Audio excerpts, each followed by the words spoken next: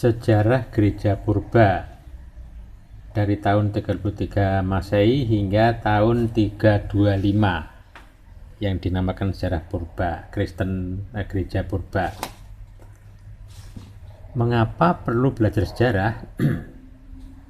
Sebab Allah bekerja dalam sejarah. Agama Kristen bukan agama mitologi yang berbicara tentang dewa-dewa yang asalnya dari antah berantah. Agama Kristen agama yang menyejarah, karena firman itu jadi manusia. Dan ketika jadi manusia, hidup dalam dunia di tengah-tengah suatu bangsa, namanya bangsa Israel. Sesudah berada di tengah suatu bangsa, itu beliau akan mendirikan suatu gereja. Dari Matius 16 ayat 18. Di atas batu karang ini aku akan mendirikan jemaatku. Terjemahan aslinya eklesia atau gereja, terjemahan lama itu sidang. Jemaat artinya kumpulan, jadi bisa kumpulan sepak bola, kumpulan korupsi berjemaah. Tapi yang paling tepat adalah gereja, artinya yang dipanggil keluar. Dari Matius 10 ayat 12 menunjukkan bahwa Petrus ditunjuk sebagai ketua para rasul. Tuhan Yesus menunjuk 12 rasul. Dari 12 itu ada lingkaran dalam yang selalu mengikuti Tuhan Yesus. Dari Matius 17 ayat 1, yaitu Petrus, Yohanes, Yakobus anak Zebedius. Nah, Yakobus ini kemudian nanti menjadi martir pertama, lalu digantikan juga oleh Yakobus namanya, ya merupakan saudara dari Tuhan Yesus. Dari tradisi, Yakobus yang menggantikan Yakobus yang martir ini adalah anak dari Yusuf sebelum menikah dengan Maria. Nah, jadi namanya Yakobus, tapi Yakobus yang ini sudah martir tahun 44, sedangkan Yakobus uskup Yerusalem menjadi martir tahun 62. Dalam tradisi gereja, Yakobus ini baru percaya setelah Yesus bangkit dari kematian bersama dengan Yudas, adiknya.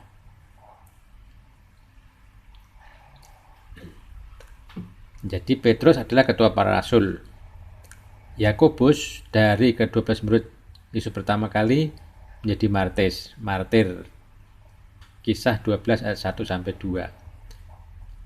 Petrus, ketua para rasul, menulis surat Petrus dan Markus adalah juru tulis Petrus yang mengikuti Petrus saat di Roma.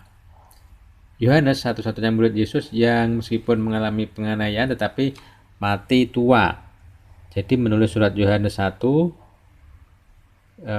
menulis surat Yohanes 1, 2, 3 Yohanes dan kitab Wahyu. Berikutnya masa pembentukan 3 abad dari kekristenan sampai Kaisar Konstantinus Agung.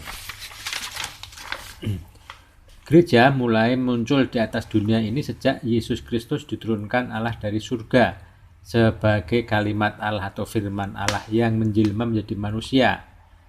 Yohanes 1 ayat 14 dan Galatia 4 ayat 4. Selama lebih kurang 3,5 tahun beliau mengajar dan berkarya dan berpuncak pada peristiwa sengsara, penyaliban, kematian, penguburan, kebangkitannya secara jasmani dari antara orang mati. Inilah inti dari pengajaran Kristen, yaitu dari mengajar, berkarya, sengsara, penyaliban, kematian, penguburan, kebangkitan. Ini inti dari kekristenan sampai kebangkitan. Ini akhirnya menjadi isi pokok atau kerigma dari para murid setianya yang disebut para rasul, yang menyebarkannya sesudah peristiwa turunnya Roh Kudus yang dijanjikan Al-Masih atas mereka pada hari Pentakosta. Kisah 2. dan kesengsaraan sampai dengan kebangkitan Sang Kristus itulah inti Injil yang semula diberitakan secara lisan, karena Kristus tak pernah menulis kitab ataupun menerima kitab dari surga. Maka dia tak meninggalkan kitab apapun pada para rasulnya ini, karena dia sendiri adalah firman Allah yang menjadi manusia. Kerigma Rasulullah secara lisan itu mula-mula disebarkan hanya di sekitar daerah Palestina saja, dan akhirnya menjadi ajaran lisan komunitas yang baru yang disebut sebagai eklesia, yang dari sinilah timbul kata gereja, berasal dari bahasa Portugis igreja, sepadan dengan kata Spanyol iglesia yang jelas berasal dari kata eklesia itu. Para rasul akhirnya menyebar kemana-mana, mulai dari Yerusalem dan seluruh Palestina, kemudian ke seluruh Syria, Asia Kecil, yang kini negara Turki, Rasul Andreas sebagai bapak gerejanya, serta Yunani dan Afrika Utara, terutama Alexandria, Mesir, Rasul Markus di Mesir dan Kartago, Libya. Inilah batas sebelah barat dunia timur pada saat itu. Sedangkan ke timur lagi Injil tersebar ke Edessa, Mesopotamia, sekarang Irak, Babilonia, dan Persia, yaitu daerah Syria Timur. Rasul Petrus, karena yang menerima Injil di daerah timur ini adalah suku-suku yang berbahasa Syria, sampai ke India Selatan, atau Rasul Thomas. Sedangkan ke barat lagi Injil diterima di benua Eropa Barat, dari Roma, Rasul Petrus di Italia, Spanyol, yang nantinya akan berkembang ke seluruh Eropa. Dengan demikian kita melihat Injil tersebar ke timur, ke barat, dan di seluruh benua Asia, Afrika, dan Eropa. Memang iman Kristen itu pada dasarnya adalah agama timur atau timur tengah. Pada saat inilah dokumen-dokumen yang akhirnya menjadi kitab suci Perjanjian Baru mulai dituliskan oleh para rasul sebagai pemimpin gereja itu kepada gereja-gereja Roma, Korintus, Galatia, Efesus, dan lain-lain, dan para pemimpin gereja sebagai murid mereka secara langsung, Timotius, Titus, Filemon, dan lain-lain yang telah mereka dirikan dan mereka pilih itu. Gereja atau eklesia telah ada lebih dulu sebelum kitab suci dalam Perjanjian Baru dipagemkan. Pada saat ini orang-orang non-Yahudi mulai diterima sebagai anggota umat Allah. Setelah menyelesaikan masalah penerimaan mereka dan menyelesaikan masalah dogmatis mengenai kedudukan Taurat, dalam rapat agung atau konsili para rasul yang pertama di Yerusalem, Kisah 15, konsili segenap gereja inilah yang menjadi landasan adanya konsili-konsili di sepanjang sejarah gereja itu. Orang-orang yang bertobat itu hanya perlu beriman kepada Yesus Kristus tanpa harus menjadi Yahudi dengan mengikuti ritus-ritus Taurat, lalu dibaptiskan serta menjadi anggota eklesia yang dipimpin oleh para presbiter atau penatua dan episkop atau penilik jemaat. Kisah 20 ayat 17 dan 28, yang mereka ini menerima pentahbisan dari para rasul sendiri, dari Kisah 14 ayat 23, sebagai mata rantai pelanjut ganti pelayanan rasuliah. Para rasul sendiri tidak menjadi gembala atau episkop secara lokal dari gereja lokal tertentu secara permanen dimanapun. Masing-masing kelompok eklesia ini memiliki ciri khasnya dan masalahnya sendiri, sebagaimana yang dapat kita baca dalam Perjanjian Baru. Namun, seluruh eklesia dipanggil untuk memegang doktrin yang sama dan melaksanakan akhlak hidup dan ibadah yang sama pula. Pada zaman awal ini gereja harus menghadapi ajaran sesat pentauratan Injil yang segera dapat diselesaikan, serta memitologian Injil dalam wujud aliran Gnostikisme yang hendak mencampur adukkan Injil dengan ajaran kafir Yunani Romawi. Dengan keras, para rasul harus melawan ini sebagaimana yang kita lihat dari tulisan Rasul Yohanes dan Rasul Paulus. Dengan kematian para rasul semuanya menjadi martir atau syuhada, kecuali Rasul Yohanes yang meninggal karena umur tua. Gereja berlanjut dipimpin oleh para murid rasul itu. Penganiayaan yang sudah dimulai oleh Nero pada zaman Rasul Paulus dan Petrus berlanjut sampai abad kedua. Saat ini iman Kristen dianggap agama tidak sah atau religio illicita di seluruh kekaisaran Roma. Mereka adalah penjahat di mata pemerintah Roma karena menolak menyembah kaisar sebagai Tuhan dan ilah. Sedangkan orang Kristen yang berada di sebelah timur Mesopotamia, yaitu di bawah kerajaan agung Persia, juga mengalami aniaya karena cemburu dari para pendeta agama Zoroaster, agama resmi negara Persia. Orang Kristen di Kekaisaran Roma dituduh memberontak terhadap negara, membunuh bayi-bayi dan memakan daging dan minum darah mereka. Makan dan minum daging dan darah anak manusia. Penganiayaan ini bersifat sporadis, mereka tak perlu dikejar-kejar, namun jika ketahuan mereka harus dihukum.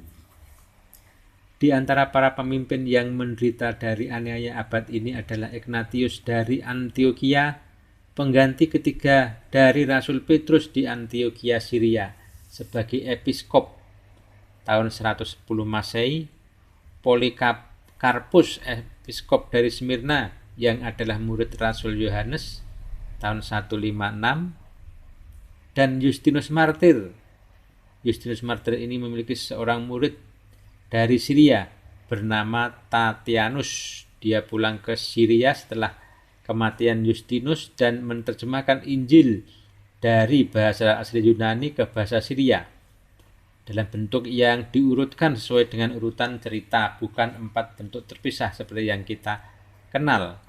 Dan terjemahan ini terkenal sebagai Diatesaron, dan inilah Injil yang digunakan oleh gereja Syria untuk waktu yang lama sampai akhirnya diganti dengan keempat Injil seperti seluruh gereja lainnya dalam bentuk terjemahan Pesita, menjadi kitab suci gereja Syria sampai sekarang.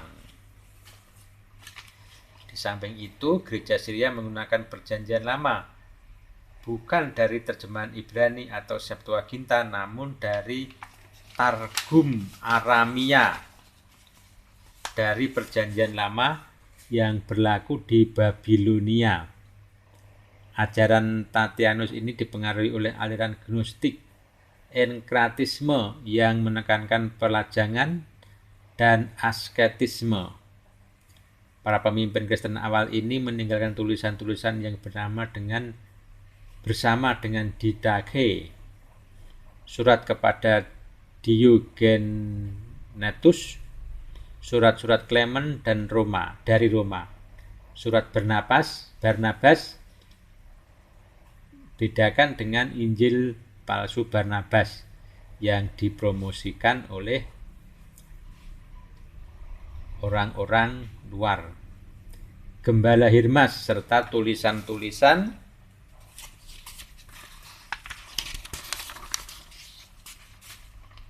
pembelaan iman apologetik dari Athenagoras dari Athena, Melito dari Sardis serta Theophilos dari Antioquia, serta dari teolog yang terbesar dari abad kedua, Irenaeus dari Lyons.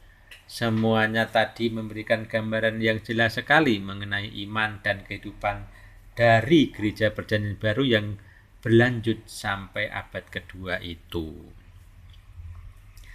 Perkembangan yang paling penting pada abad kedua ini adalah munculnya para pembela iman atau apologis yang membela iman Kristen dan dari serangan agama Yahudi, agama kafir berhala, serta bidat-bidat yang muncul di sekitar gereja.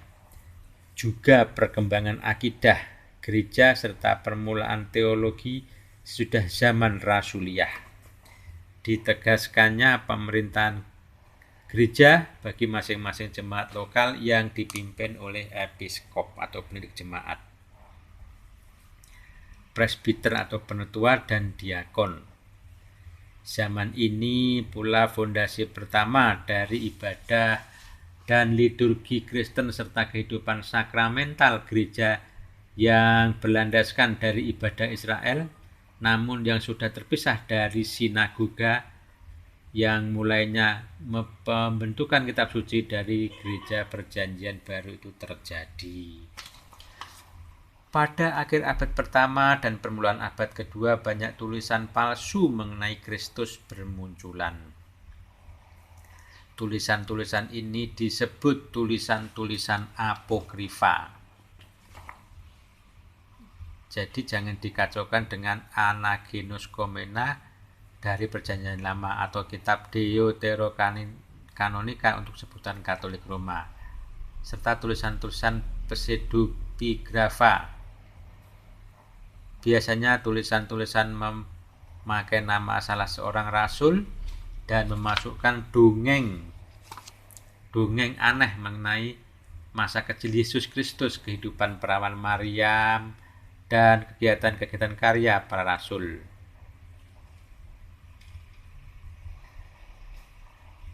Bersama dengan itu muncul pula aliran Gnostikisme, yaitu suatu bidat Kristen yang mengubah iman Kristen menjadi semacam ajaran kebatinan. Contoh bidat terkenal di zaman para rasul dan tertulis di Alkitab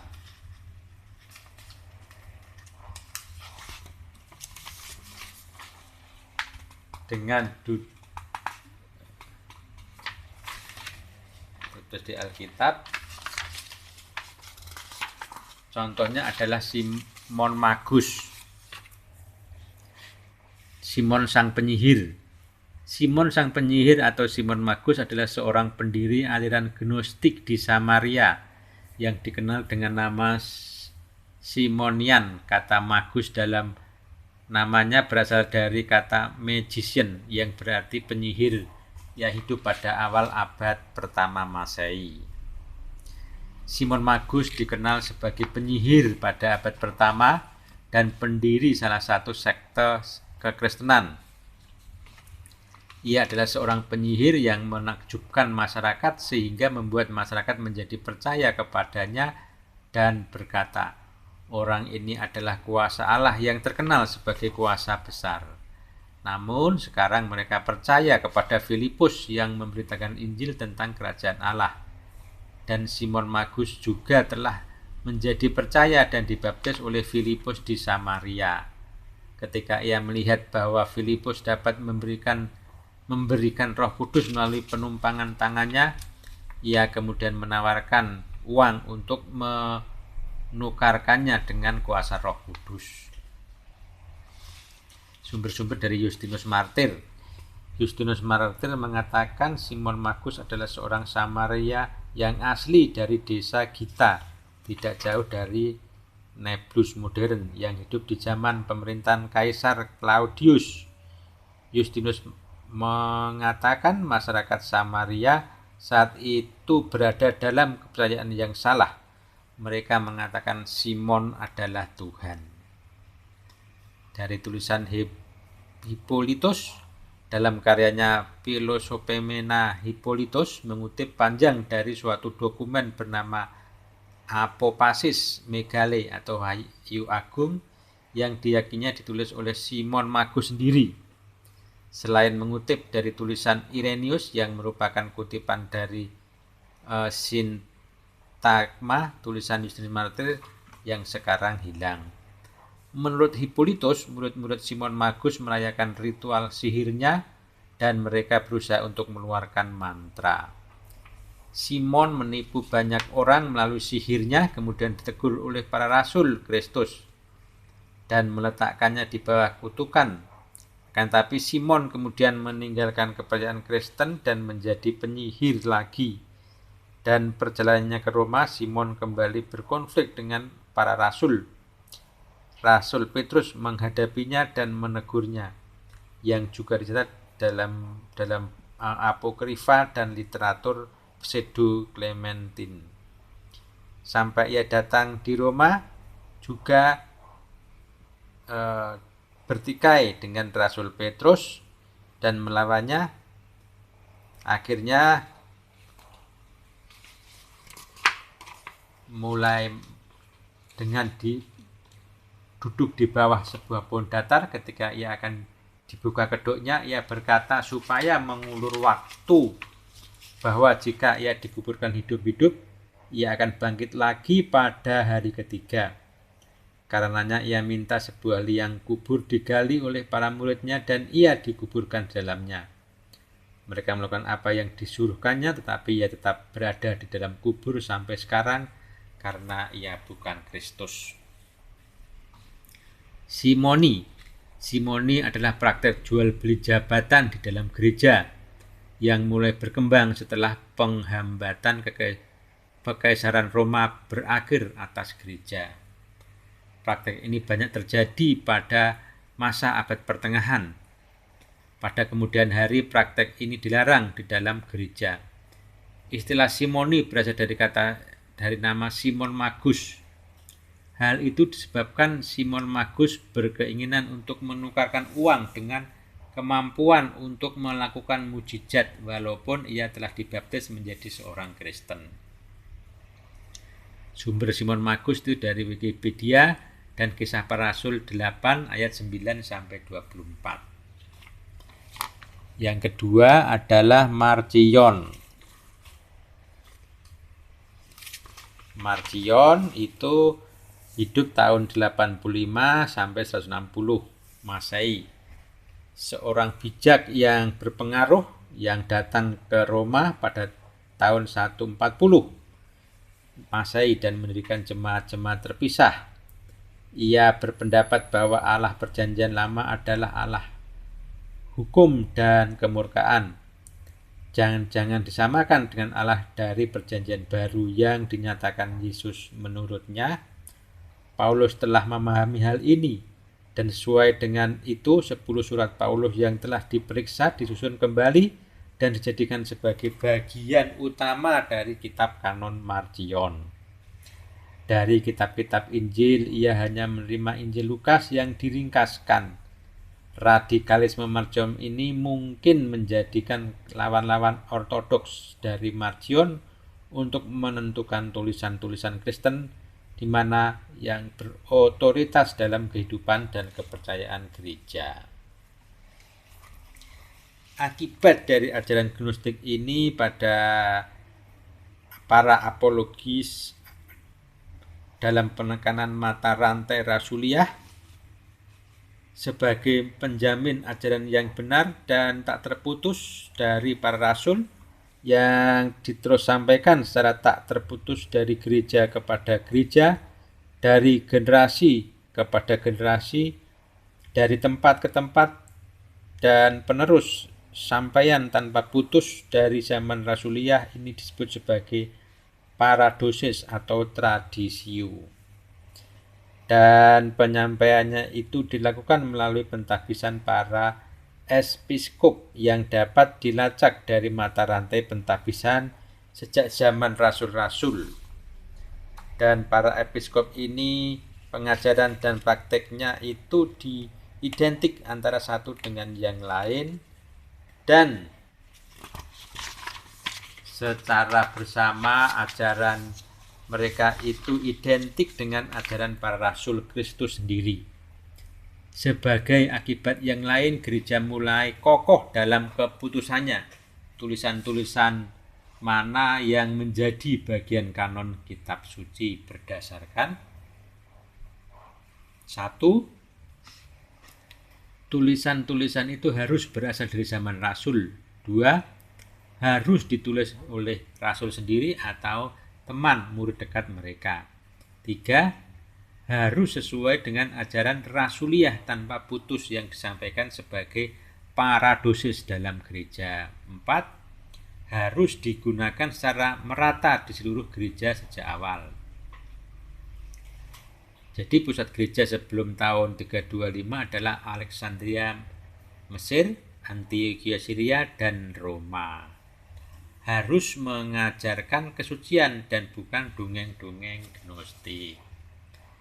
Dari kriteria inilah akhirnya tersaring dari tulisan-tulisan rasuliah purba itu 27 kitab yang akhirnya kita kenal sebagai kitab suci Perjanjian Baru. Dan kitab suci Perjanjian Baru inilah yang berisi berita gembira atau evangelion, evangel atau Injil tentang Yesus Kristus, firman Allah yang menjadi manusia itu. Karena memang Injil itu pada mulanya bukanlah suatu kitab macam apapun, namun peristiwa dan karya Al-Masih yang diberitakan secara lisan oleh muridnya yang diberi gelar sebagai apostolos, orang yang diutus atau rasul itu. Dalam tulisan-tulisan para apologis, para martir dan para kudus dari abad kedua ini kita ketahui bahwa masing-masing jemaat Kristen lokal itu dipimpin oleh seorang episkop atau uskup atau pendiri jemaat yang dilaksanakan oleh para presbiter atau imam atau penetua dan dilayani oleh para diakon. Terutama dalam tulisan-tulisan Ignatius dari Magnesia 6 ayat 1, Philadelphia 4, Smyrna 8 ayat 2, Ignatius juga mulai menggunakan istilah Katolik untuk menyebut sifat gereja. Ini berasal dari kata kat yang artinya menurut atau sesuai dengan, dan holon dalam artinya sepenuhnya atau kepenuhan. Ini adalah kualitas sifat yang menjelaskan bagaimana gereja itu. Jadi bukan nama suatu agama. Misalnya Roma, Katolik, Anglo-Katolik, Katolik bebas, Katolik lama, dan lain-lain. Dan kata ini Katolik, kat, dan holon bermakna kualitas sifat gereja itu adalah penuh, sempurna, lengkap, utuh, tanpa kekurangan apapun di dalamnya. Dari kepenuhan kasih karunia kebenaran dan kekudusan Allah. Demikianlah gereja rasuliah Perjanjian Baru pada abad yang kedua itu mulai menyebut dirinya sebagai gereja yang Katolik. Artinya bukan sekte-sekte yang main comot sana sini, dari kepenuhan dan keutuhan ajaran rasuliah itu. Demikian juga gereja purba disebut sebagai ortodok, artinya bukan yang menyimpang dari ajaran rasul tadi. Catatan, pada tahun 1054 gereja barat yang berpusat di Roma dan gereja timur yang berpusat di Antioquia, Alexandria, Konstantinopel, dan Yerusalem terjadi skisma atau perpecahan yang akhirnya gereja barat menamakan diri gereja Katolik Roma dan gereja timur menamakan diri gereja ortodok. Sedangkan gereja Protestan baru ada tahun 1517, pecahan dari gereja Katolik Roma. Dalam Didache dan pembelaan dari Justinus Martir dan Irenaeus ditemukan juga penjelasan mengenai bagaimana ibadah Kristen zaman abad kedua itu dilakukan, terutama ibadah hari Minggu yang berpusat pada khotbah dan perjamuan kudus dan juga tentang baptisan. Menginjak pertengahan abad ketiga yaitu tahun 249, Kaisar Decius naik tahta. Dia mengadakan penganiayaan secara universal dan penganiayaan itu dilanjutkan sampai zaman Kaisar Valerianus tahun 253 sampai 260. Orang Kristen dipaksa mempersembahkan kurban kepada patung kaisar sebagai Tuhan dan ilah. Para rohaniwan Kristen harus dikejar dan dibunuh, harta milik gereja harus disita. Baru di zaman Galenius, anak dari Valerianus lah penganiayaan dihentikan. Pada saat itu perkembangan yang luar biasa terjadi dalam gereja. Namun penganiayaan yang berat itu mengakibatkan suatu krisis besar dalam gereja. Timbul pertanyaan dalam gereja mengenai bagaimana memperlakukan orang-orang yang selama masa aniaya itu karena diancam rela mempersembahkan kurban pada patung kaisar. Mereka disebut kaum lapsi. Ada yang melarang mereka masuk gereja lagi, ada yang bersikap agak lunak. Akibatnya terdapat beberapa kelompok garis keras yang menganggap gereja terlalu lunak akan masalah para lapsi itu yang memisahkan diri dari gereja Rasuliah Perjanjian Baru yang ortodok dan Katolik itu. Di antara mereka yang memisahkan diri dari gereja adalah Tertullianus tahun 220, penulis agung peletak dasar teologi Latin Gereja Barat dari Afrika Utara. Dia bergabung dengan gerakan bidat yang didirikan Montanus yang telah mulai pada akhir abad kedua dan menyatakan diri sebagai gereja nubuat baru dari Roh Kudus yang lebih sempurna dari gereja perjanjian kedua, perjanjian baru dari Kristus. Ciri gerakan Montanisme ini adalah penekanan pada karunia lidah dan nubuat-nubuat serta penekanan bahwa kerajaan 1000 tahun akan segera datang di Pulau Frigia, Asia Kecil. Pembela agung gereja Rasuliah yang ortodok dan Katolik ini pada saat itu adalah Kiprianus dari Kartago, meninggal tahun 258. Dia meninggal sebagai martir setelah membela gereja Rasuliah yang ortodoks dan Katolik itu melawan aliran garis keras yang memisah dari gereja karena masalah kaum lapsi tadi. Aliran yang dilawan dalam tulisan-tulisan Kiprianus ini adalah aliran Novatianisme yang didirikan oleh Novatianus yang berada di Roma. Novatianus menyebut aliran sebagai gereja murni. Kiprianus membela gereja Rasuliah yang ortodok dan Katolik itu dengan menekankan perlunya mata rantai Rasuliah dalam ajaran dan mata rantai Rasuliah dalam pethabisan para episkop dalam melawan apa yang disebut sebagai gereja murni yang hanya bersifat rohani, yang abstrak dan tak nampak mata dari orang yang merasa dirinya lebih baik dari gereja Rasuliah yang ortodoks dan Katolik itu, serta yang mengangkat-angkat diri sendiri. Dia menekankan bahwa gereja Kristus itu ada bagi penyembuhan orang berdosa. Dan Kiprianuslah yang mengatakan juga bahwa extra ecclesia nulli salus is, di luar gereja, yaitu di luar persekutuan konkret dari umat yang percaya secara pribadi kepada Kristus di bawah pimpinan rohani episkop, ya, dan berlandaskan suksesi Rasuliah di sekitar meja perjamuan kudus dan pemberitaan firman oleh presbiter, tak ada keselamatan.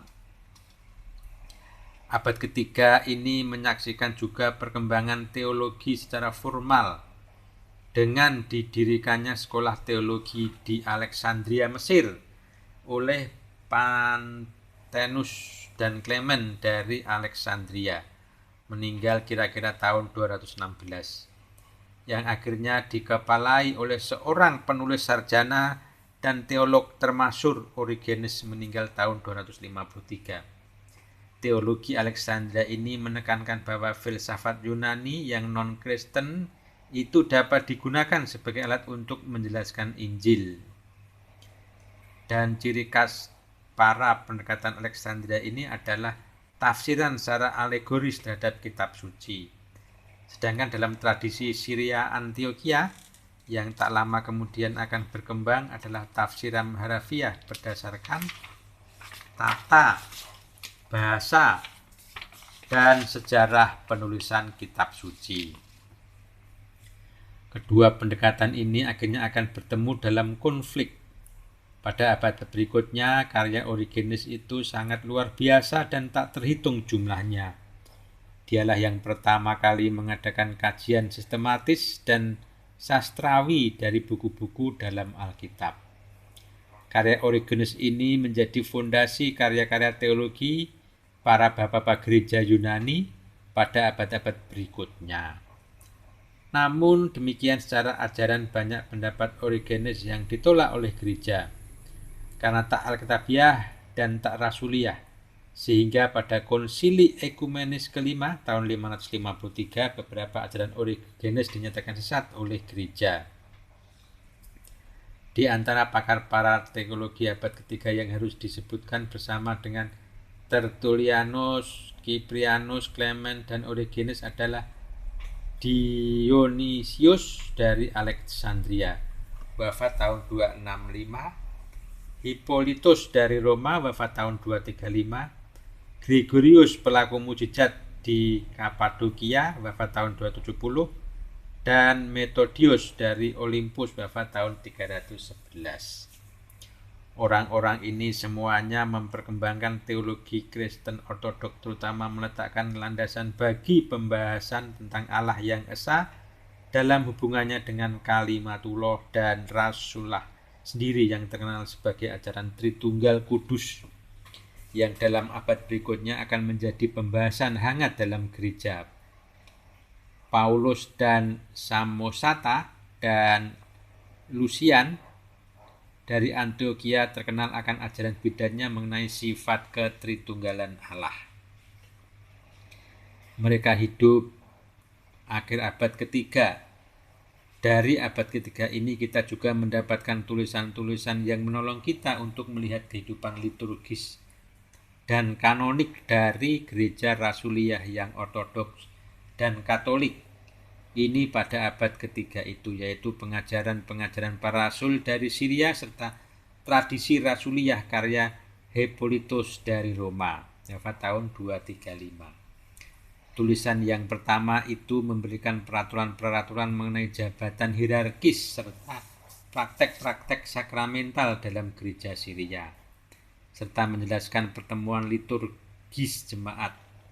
Dari tulisan kedua menjelaskan hal yang sama yang berlaku di gereja Roma dengan lebih panjang dan detail.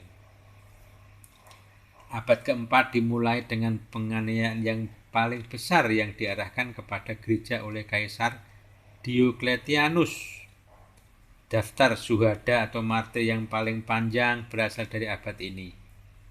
Setelah surutnya Diocletianus, terjadilah perebutan kekuasaan dalam gereja kerajaan Romawi.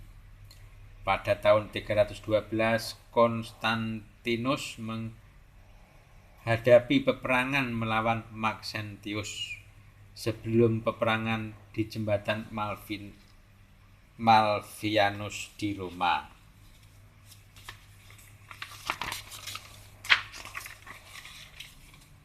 Konstantinus berdoa serta mendapat penglihatan salib bersinar di langit dengan tulisan, "Dengan tanda ini dia memerintahkan para prajuritnya untuk mengenakan tanda salib ini pada perisai dan jubah mereka." Konstantinus memenangkan peperangan itu. Konstantinus segera bergerak untuk memberikan kebebasan kepada orang-orang Kristen, serta menunjukkan kecenderungannya kepada iman Kristen. Sebelum kematiannya, Konstantinus membangun suatu kota di Bizantium bagi ibu kota yang baru dari kerajaannya. Dan kota-kota disebut Konstantinopel. Dengan menghormatinya, Konstantinus sendiri baru dibaptis di atas ranjang menjelang kematiannya pada tahun 337. Bersama dengan ibunya Maharatu Helena, Dia menemukan salib asli Kristus di Yerusalem, serta keduanya diakui sebagai orang suci dalam gereja ortodoks sampai kini. Iman Kristen diakui sebagai agama resmi kerajaan Bizantium pada tahun 380 oleh ketetapan Kaisar Theodosius. Dengan demikian Kekaisaran Romawi terbagi dalam dua bagian. Romawi Barat berpusat di Roma dan Romawi Timur berpusat di Konstantinopel. Pembagian kerajaan menjadi Barat dan Timur ini akhirnya membentuk perkembangan wilayah gereja menjadi gereja Barat berpusat di Roma dan gereja Timur yang berpusat di Konstantinopel, Alexandria, Antioquia, dan Yerusalem. Sementara itu umat Kristen Syria yang tinggal di Kekaisaran Persia makin mengalami aniaya karena dicurigai sebagai antek musuh kerajaan Persia. Karena sekarang kerajaan Romawi musuh bebuyutan Persia telah menjadi Kristen, yaitu kerajaan Bizantium. Demikian secara singkat 300 tahun awal Kristenan. Kemudian untuk selanjutnya di video yang lain. Referensi dari tulisan ini adalah dari buku Memahami Garis Waktu Sejarah Gereja Rasuliyah, Padepokan Dharma Tuhu Bogor 2009, dan juga dari Stephen Hakmark dari halaman 15, atau buku Who is Christianity dari London, dan juga dari Lembaga Alkitab Indonesia, Kisah Para Rasul 8 ayat 9 sampai 24. Sampai ketemu di video berikutnya.